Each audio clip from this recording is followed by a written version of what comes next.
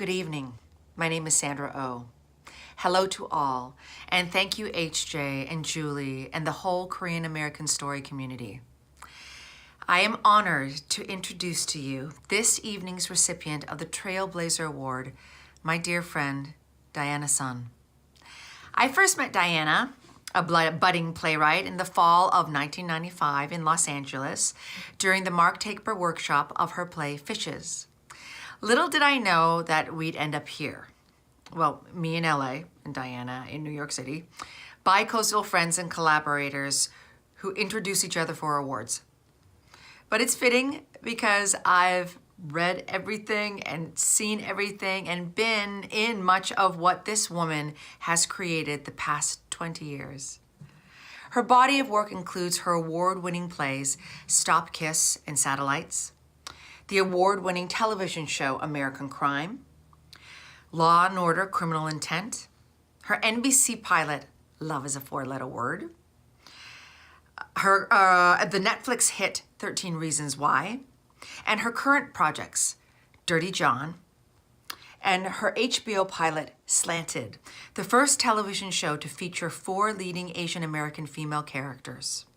And also throw into this amazing body being a wife to a wonderful man and a mother to 3, count them, 3 fantastic boys. I have seen how Diana has grown from driven playwright to experienced TV writer-producer to ambitious television creator. I'm so excited that Korean American Story is honoring this Korean American woman who brings her story to everything she writes and creates. This is what makes a trailblazer. You're born in Philadelphia. You're raised in Dover, Delaware to Korean American parents. You see a famed production of Hamlet at the Public Theater in the early 80s, and that ignites a love for writing in the theater. You see the purple banners of NYU and you say, I want to go there. Prince and Purple Rain save your life. You write a hit play. You come out to LA for the first season of the hit show The West Wing. Learn how to value your own work. Come to hate LA traffic and return to your heart, New York City. You create a family. You support other writers. You're a member of New Dramatists. Chair the Fellows Program. You mentor young writers. Your calling to serve your community grows. Your talent is met with accolades and great opportunities. As you give to your community, it gives back to you. This is what a Korean American trailblazer is. This is Diana Sun. Congratulations, Diana, on this well-deserved recognition. I celebrate you, I love you, and please everyone join me in welcoming Diana to the stage. Love you. That was very nice of my friend to do that, but I now have no speech. No. Thank you, HJ, Julie, and A Korean American Story for inviting me to be here. Some of you may recognize me as I have attended this event a few times, introducing other guests. But my involvement with Korean American Story goes back to a time before KAS was even formed. I met HJ and Teresa when we all attended a small grassroots English language church for Korean Americans back in, we don't have to say the date. Suffice to say that after service one day, when one of our members asked me if I had an email address, I was like, email? Like that's a thing. But my first intersection with KAS was in 2011 when Julie Young contacted me and asked if she could interview me for her column, Heart and Soul. It was at the end of our interview when Julie mentioned that she had twin toddlers who were around the same age as my twins, and that her husband was African American, and they sometimes played in a park near my house, at which point I realized I had met them. I was leaving the park as Jamal was entering with Jade and Jasiri, and we both noticed right away that we were pushing twins.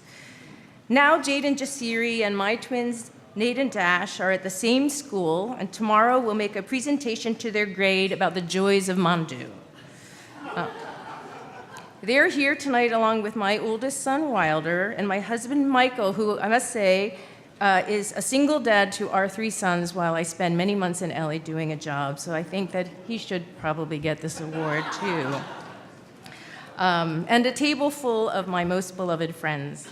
It's such an honor for me to be here, and I'm grateful to you all for coming. It's a wonderful feature of the gala that instead of making a speech, we tell a story, or Sandra tells my story, because I have felt for many years that someone is writing the story of my life. So many things have come full circle. When I was a senior in high school, I grew up in Dover, Delaware. We went on this field trip to the city to see a production of Hamlet at the Public Theater. It was a revelatory experience for me, but then when the play was over, I realized I was no longer going to be in this magical space where everyone agreed we were going to be in another world for a couple hours. And I knew I had to get back there, but I didn't know how. In 3 hours, I was going to be back in Dover, Delaware, where there was no theater, no museums, no nothing, really.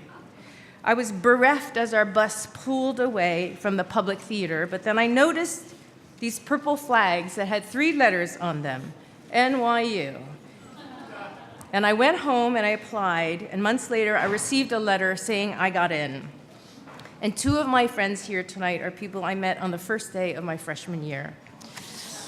And some years after that, my play Stop Kiss premiered at the Public Theater, which also produced my play Satellites, and which I consider my artistic home. So you know what I mean when I say that I feel like someone is writing my life. Something else is coming full circle as I stand here and tell you my story, because I feel that this is the year that I'm coming out as a Korean American. The play that launched my career, Stop Kiss, is the story of 2 young straight women who fall in love and are the victims of a gay bashing. And even though Sandra played one of the lead characters, nothing about her character or any of the other characters was race-specific.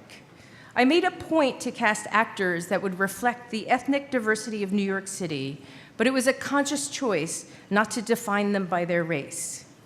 Maybe because I was a passionate advocate of colorblind casting, or maybe I didn't know how to write a character that expressed what was important to me, who was also Korean American. I started working in television after Stop Kiss, which was extended 3 times and was, and possibly still is, the longest running straight play to be performed at the public since the 70s. I went from being a starving playwright whose day job was writing Star Trek trivia questions for the Sci-Fi Channel website, to being a staff writer on the first season of a brand new show called The West Wing. So The West Wing was a great show, but as you know, if you watched it, there weren't any Asian American characters. In fact, in the pilot, there weren't any characters of color on The West Wing or in any of the new shows on any of the 4 big networks that season. I was the only woman and the only person of color on the writing staff of The West Wing. On the one hand, this felt validating. I knew I was hired because I was a good writer, not because I was needed to bring a specific cultural perspective. I think we've all had experiences where we just want to be seen as a fellow human, a skilled person, a good worker. But the flip side of that means not being seen for the fullness of who we are. I remember being on a different show years later with a very diverse cast of characters. The main character was a Black female detective, her partner was Latino, there was a white cop who was gay, and I asked the producer if we could add a cop character who was Asian American. And this highly esteemed producer said that they had tried to do that. They had auditioned tons of Asian American men, but we couldn't find anyone in the community with command presence, meaning they couldn't find a single Asian American actor who audiences would believe had any authority. And you know what it's like in those moments. You spend the first 30 seconds wondering, did he just say that to my face? Does he think I'm just going to sit here and not say anything? Am I going to say anything? What would I say? Until I finally settled on the most important question all TV writers ask themselves, no matter what their gender or ethnicity, and that is, what am I going to order for lunch today? Being invisible as a Korean American hasn't hurt my career. Let's face it, maybe it's even helped. But the consequence is I haven't really capitalized on the value of being Korean American. I mean, internally, I think it's brought great value to my work. I can easily place myself in any character who feels other. I know what it's like to be underestimated. I'm the youngest of two and grew up in the shadow of my older brother. My mom was one of 6 girls because her parents kept trying to have a son. Eventually, they gave up and adopted a nephew. So when she gave birth to my brother right out of the gate, it was as if her $2 quick pick made her the Mega Millions winner of the year. I grew up knowing I was loved. Everything my parents did was for me and my brother. I sincerely believe that in my heart, in addition to hearing it my entire childhood. But I also felt that I was loved differently. My kids are well acquainted with the air conditioner story, in which on hot summer nights, I would lay awake on top of my sheets, sweating and trying to cool myself with a fan that pushed the hot air around as I listened to the cool electric buzz of my brother's air conditioner in the room across the hall.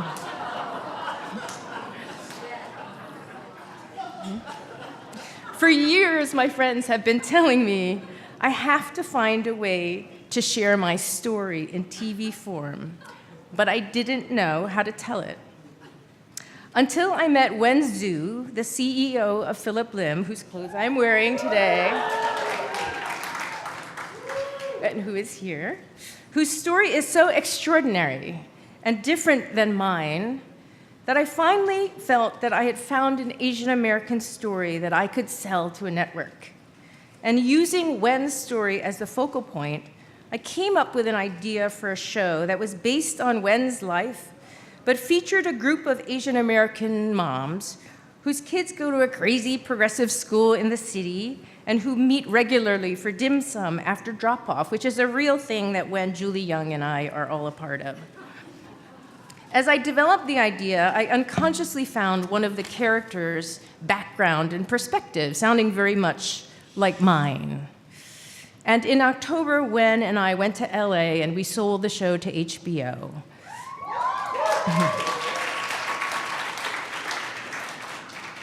So I'm writing the pilot now, and there are still many hoops that my script has to pass through before it makes it to the air.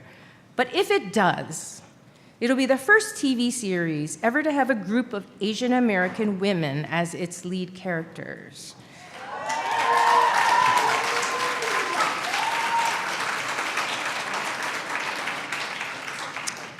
But even the act of writing it is a revelation to me and is requiring a transformation, which is why I say that I'm coming out as a Korean American this year.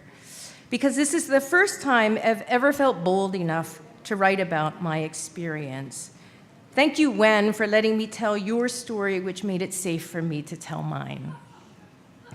With the success of shows like Atlanta, Insecure, Vida, Jane the Virgin, Empire, and Blackish, networks are catching on to the idea that people want to see stories about people of color. But Asian Americans are getting the least amount of opportunity because we are not seen as a profitable audience. I know that makes no sense, but we're not. And we have to change that.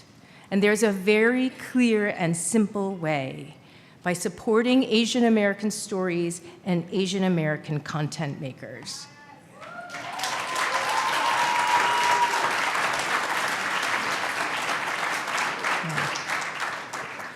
Watch fresh off the boat, whether you like the show or not.